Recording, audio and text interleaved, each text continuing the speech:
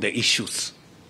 And I want to thank each and every member of this great team for your contribution, for your professionalism, for the advice you brought on board, the knowledge you brought on board, and that eventually gave us the right decisions that puts us today on a pedestal to go in the right direction.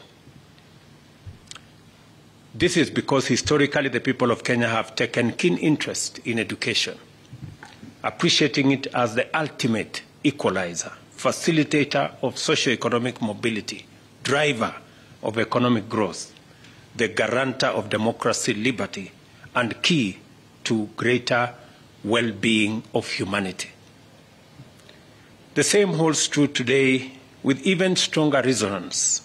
The mystery of our country's impressive achievements and performance in many sectors without the endowments traditionally associated with bright prospects is down to only one factor.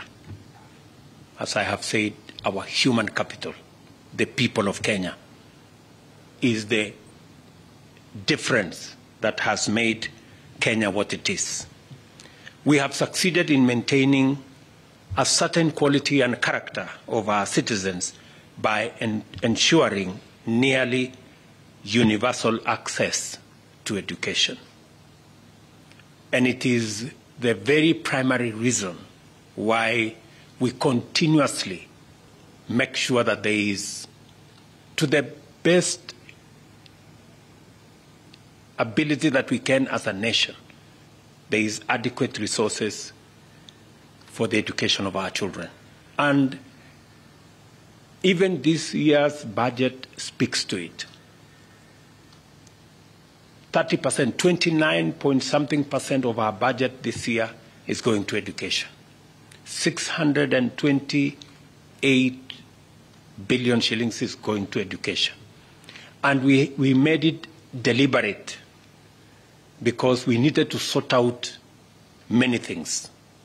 We needed to sort out the pupil-teacher ratio, student-teacher ratio. We needed to sort out our TVETs. We needed to sort out the debts that were destroying our universities. I am very happy that we now have a credible plan on how we are going to deal with this.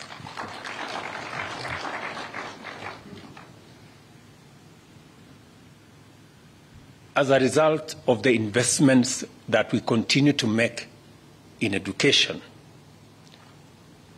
we've managed to hire, through the Teacher Service Commission, 56,000 teachers in the last 8 months, the highest ever in the history of Kenya. By God's grace, we have a plan to continue until we close the gap, because we identified that there was a gap of close to 110,000 teachers. And it was my commitment during the campaigns that we would do this within 2 years. I am hopeful that we will be as near as 100%, as near as possible to 100% in 2 years, so that our children, when they go to school, they will find teachers to teach them. Amongst the many other things that we are working on, you all remember that we also said that education must be inclusive. We must never leave any child behind. We're all aware that there are still many more of our children who are not in school for various reasons, cultural reasons, some other reasons. One of the most pressing is because sometimes there is no food at home and kids cannot go to school. And that is the reason why this year I did instruct the ministry that we want to increase the number of students under our school feeding program from 1.6 million to 4 million. And I am very happy that we have provided resources to increase our students under the school feeding program so that students can go to school and find a meal. And we have seen huge difference. Here in Nagoreti, when we rolled out that program, the numbers of students in our school increased by 150%. It tells you there are many children who are not in school because of the challenge of food. I am very happy that counties are coming on board to work with us on the school feeding program, because in our manifesto, we agreed that any county that's going to agree to partner with us for every shilling they put in the school feeding program, we are going to match it by a shilling by national government. I want to congratulate our county governments that have agreed to partner with us to get our children who are not in school to come to school by participating in our school feeding program. Case in point is Nairobi County. I must congratulate the governor of Nairobi County for agreeing to work with us.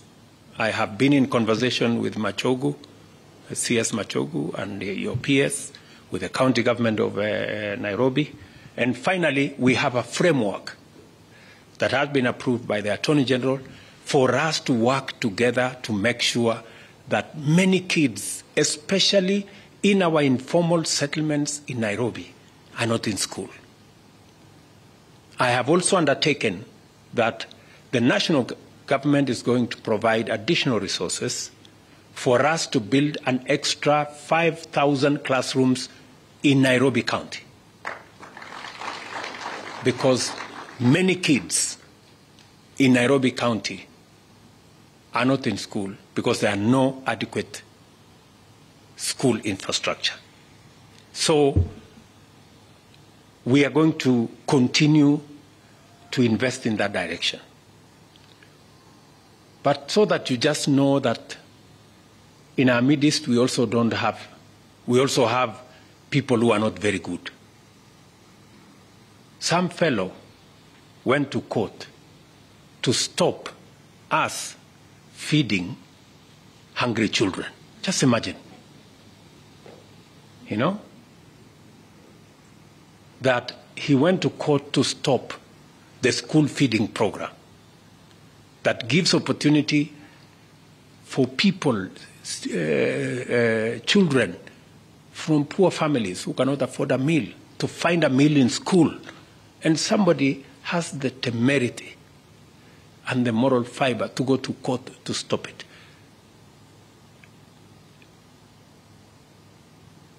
Luckily for us, and unluckily for them, they found some humane people in court who told them that you cannot stop hungry children from having a meal.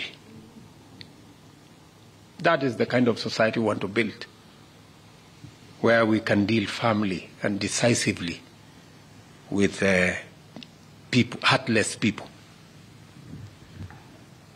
Let me also say,